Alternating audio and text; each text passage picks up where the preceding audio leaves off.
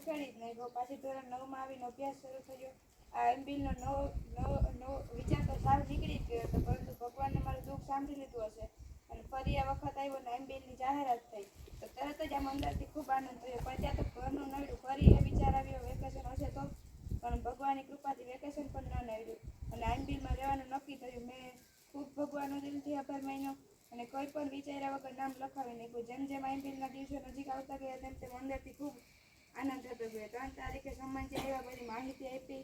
પહેલા દિવસે ખૂબ મજા આવી. બીજા દિવસે પેપર હતું તો જ્યારે જતા હતા ત્યારે થોડાક ચક્કર આવ્યા, બાકી બીજું 9 દિવસમાં કશું જ ના થયું. બીજા દિવસે શનિવાર હતો અને એનો આગલો દિવસ એટલે રવિવાર. રવિવારે સવારે નાસ્તામાં ગાંઠિયા હોય એટલે શનિવારે એવો વિચાર આવ્યો કાલે એક દિવસ નથી રહેવું, કારણ કે સામે ગાંઠિયાની લાલચ હતી. એમ ધારી લીધું કે નથી જ રહેવું, પરંતુ રવિવાર હું મન બદલી ગયું કે હવે રહી જ જવું. એટલે પછી એક વખત પણ એવું ન રહેવાનું વિચાર ન આવ્યું. સોમવારે યુનિફોર્મ પહેર્યો તો યુનિફોર્મના પેન્ટના ખીચામાં સાકર હતી. મેં બહાર કાઢી, જોઈ, ઘડીક વાર હાથમાં લીધી.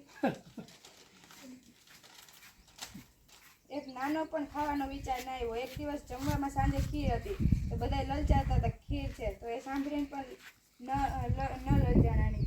આ એમબીલ તપ થઈ ગયું, પણ એની સાથે સાથે જ્ઞાન પણ મળ્યું, આધ્યાત્મિક જ્ઞાન. છેલ્લે 9મા દિવસે વ્યાખ્યાનના અંતે એમ કહ્યું કે સમનજીએ એમ કહ્યું કે હું બપોરે રાજકોટ જવા માટે નીકળવાનું. ત્યારે ખૂબ એવો ઝટકો લાગ્યો, જાણે 8 કર્મમાંની મોહન્ય કર્મ બંધાઈ ગયો હોય તેમ છૂટું થવાનું મન જ ન થતું હતું. બહુ જ્ઞાન મળ્યું. એક વાક્ય ખૂબ ગમી ગયું, કુદરત કોઈને માફ કરતી નથી. મારામાં ક્રોધ, અભિમાન, લોભ અને છલ આ બધું થોડું થોડું રહેલું જ છે. તેને ખૂબ જ જલ્દીથી કાઢવાનો પ્રયત્ન કરીશ. મને ખૂબ સારો અનુભવ થયો, ખૂબ મજા આવી. હું આ ભાવ, સેવા અને આ તપ ક્યારેય નહીં ભૂલું. આ 9 દિવસમાં મને જેટલા સહયોગી થયા તેની આભારી છું અને ઋણી છું. આભાર.